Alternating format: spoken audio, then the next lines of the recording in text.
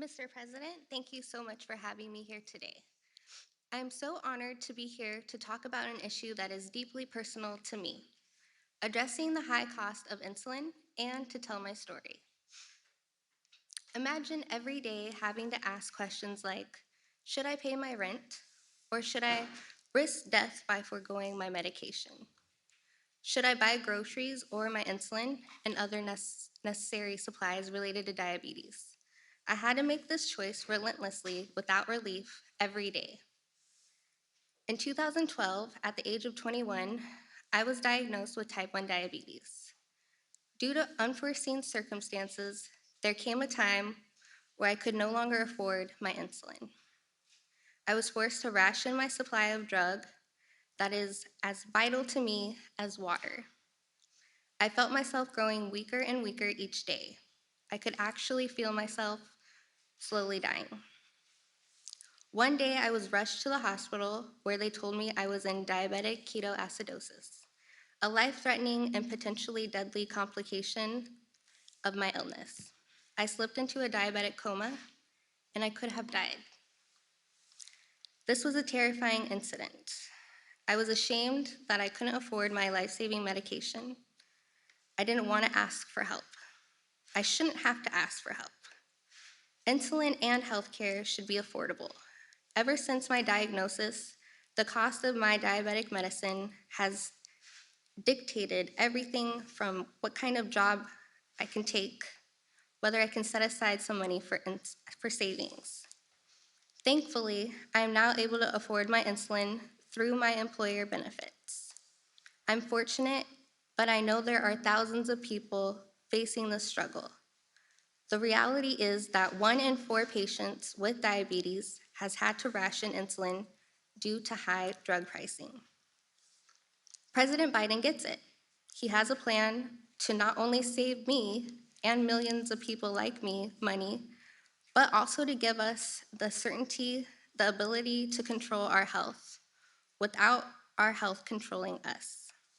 For me, President Biden's Build Back Better Act would mean peace of mind. I know how fast our circumstances in life can change, in addition to my illness. I am plagued with the fear that I may not be able to afford my insulin again. I want to see a future where young people like me don't have our lives revolve around our prescription drugs, and we don't have to make career and life choices around insurance benefits. That's why I'm so grateful for President Biden's leadership on tackling the high cost of prescription drugs, particularly insulin. And now, it's my honor to introduce my new friend, President Joe Biden.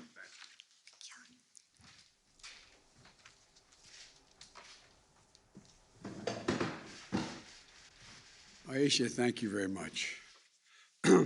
Your story is important and for everyone to hear. And thank God you're with us today. Today, I'd like to talk about how we're going to help millions of Americans protect and preserve their health and live with the dignity of knowing that they can care for themselves and their loved ones, all by making the cost of prescription drugs much more reasonable. At the outset, I want to be clear. We acknowledge the groundbreaking, life-saving work that many pharmaceutical companies are doing. Look no further than the vaccines and the treatments they're manufacturing and delivering that are helping fight this pandemic. Our miraculous therapies have, in some cases, turned diseases that were once considered death sentences into treatable conditions. But we can make a distinction between developing those breakthroughs and jacking up prices on a range of medicines which have been on the market for years without making a substantial or substantive change in the medication itself, the medicine itself. Here in America, it will not surprise you to know that we pay the highest prescription drug prices of any developed nation in the world. Let me say that again. We pay the highest prescription drug prices of any developed nation in the world.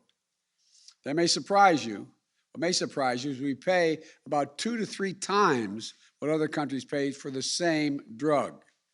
An example, one anti-cancer drug costs $14,000 in the United States. That same exact drug by the same manufacturer costs $6,000 in France. Today, 1 in 4 Americans who take prescription drugs struggle to afford them. Nearly 30% of these patients have skipped doses of essential drugs that they have to take. Others have simply not fulfilled the prescription, tried to use over-the-counter drug and cut pills in half, or because they can't afford the cost of the prescription. You know, even if you think this doesn't affect you, it does. Everyone has less money in their pockets because high drug costs make health insurance more expensive for everyone. There aren't a lot of things that almost every American can agree on. But I think it's safe to say that all of us, whatever our background, our age, where we live, we can agree that prescription drugs are outrageously expensive in this country. It doesn't need to be that way. Under my Build Back Better bill, which is passed the House of Representatives, it won't be the same way. One of the most egregious examples of what's happening with drug prices regarding the treatment of diabetes and the cost of insulin, a drug that people with type 1 diabetes need to take throughout their lives to control their diabetes and stay alive. It's almost exactly 100 years ago that a 14-year-old boy in Canada, dying of diabetes, became the first person to receive an injection of insulin. Today, one bottle of this life-saving liquid costs less than $10 to manufacture. But in certain types of insulin, prices increased by 15% or more each year for the past decade. Depending on the nature of someone's type 1 diabetes, the average sticker price for a month's supply of insulin is about $375. But some people, it can be as high as $1,000 a month because they need to take more. I just met with 2 lovely women we see in front of me today here. And Sarah Skipper was diagnosed with type 1 diabetes at age 5. She has a sister, Shelby, who was diagnosed at age 8. She told me that affording insulin has been the challenge of her and her family's entire life. Sometimes she and her sister ration doses. In 2018, Sarah was no longer covered by her parents' policy. Although she was working 2 jobs, she hadn't met her health care plan's deductible, and insulin was about $1,000 a month supply for her. So she started sharing her sister's insulin from the same vial. At one point, because Shelby thought Sarah had taken her dose, that Shelby cut a dose in half because the bottle was sitting there and it would look like it was half empty. Is that correct? And at that time, she thought, well, I guess what? I guess she hadn't taken it yet. Shelby had been hospitalized as a consequence for 4 days, working 2 jobs, sharing insulin from the same vial in America. Shame on us as a nation.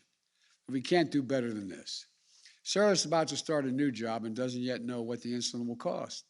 Sarah said, this is a quote, I wish I could make a decision that didn't include diabetes. She shouldn't have to ask such a question.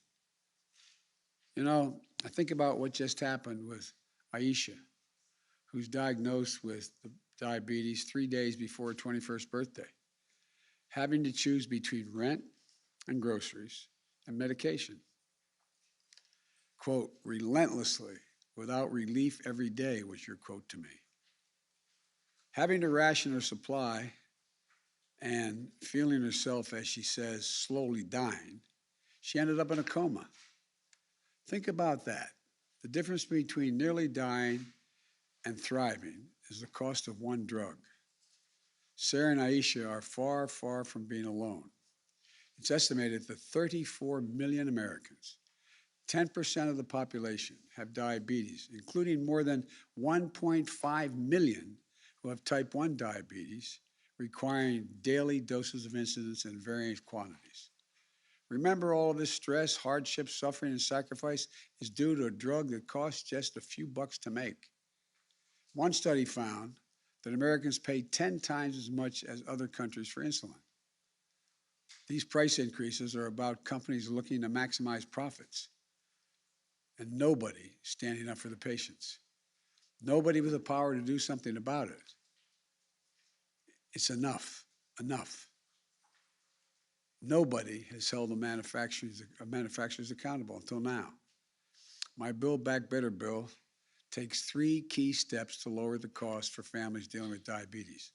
First, we're going to cap cost sharing for insulin at $35 per month. That means you can't get charged more than $35 at a pharmacy counter for your insulin. That's across the board. Whether you get health insurance through your private policy, the Affordable Care Act marketplace, or through Medicaid, nobody is going to pay more than $35 for each month for insulin. Second, for people who don't have health insurance, we're helping you get insurance. That way, people with diabetes can get protected with that $35 copay cap. People who are uninsured today can visit healthcare.gov to check out the options.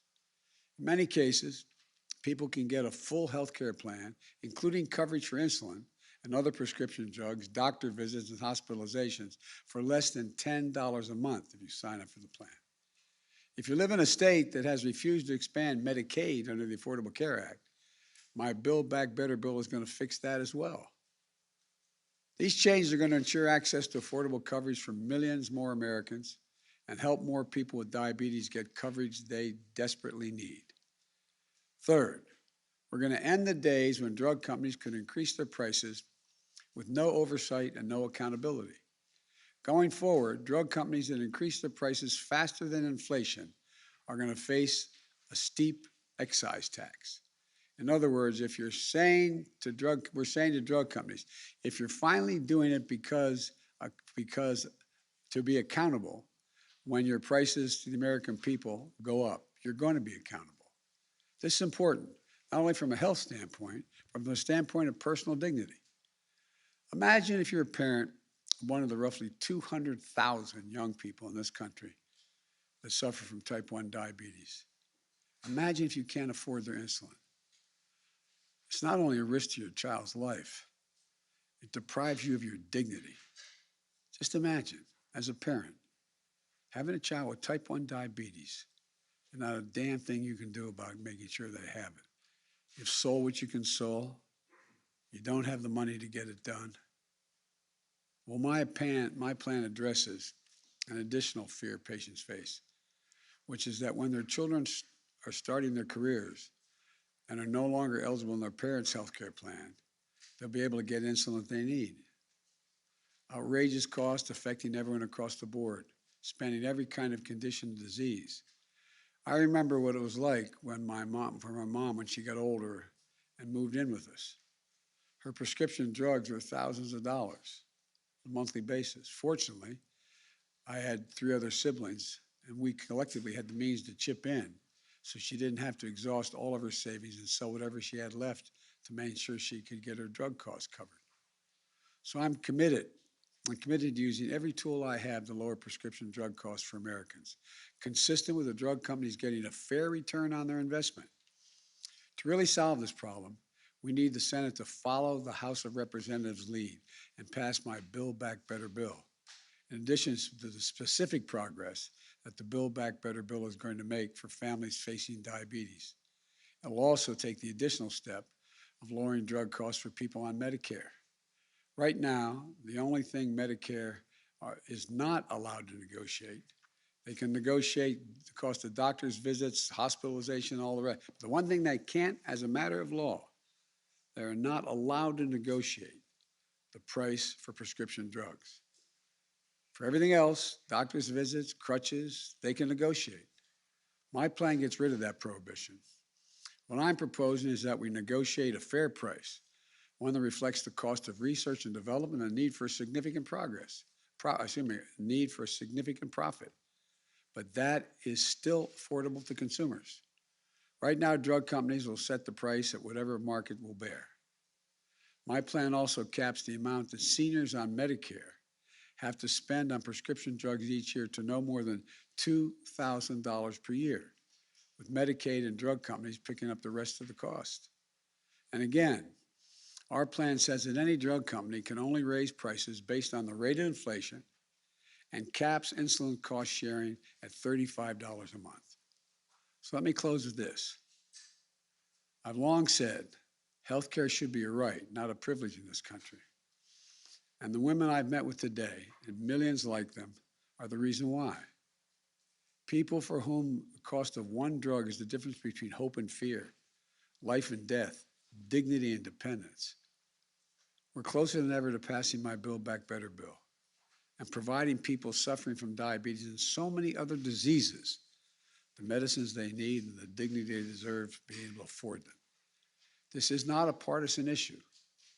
Diabetes, Alzheimer's, cancer, so many other diseases, they don't care if you're a Democrat or Republican.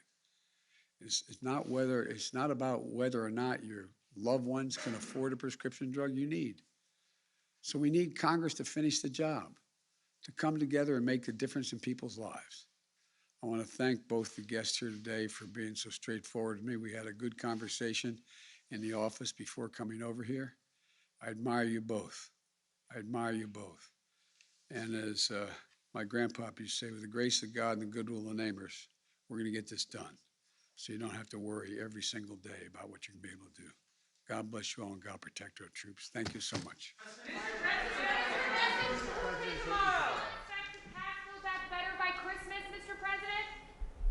As early as we can get it, I want to get it done no matter how long it takes.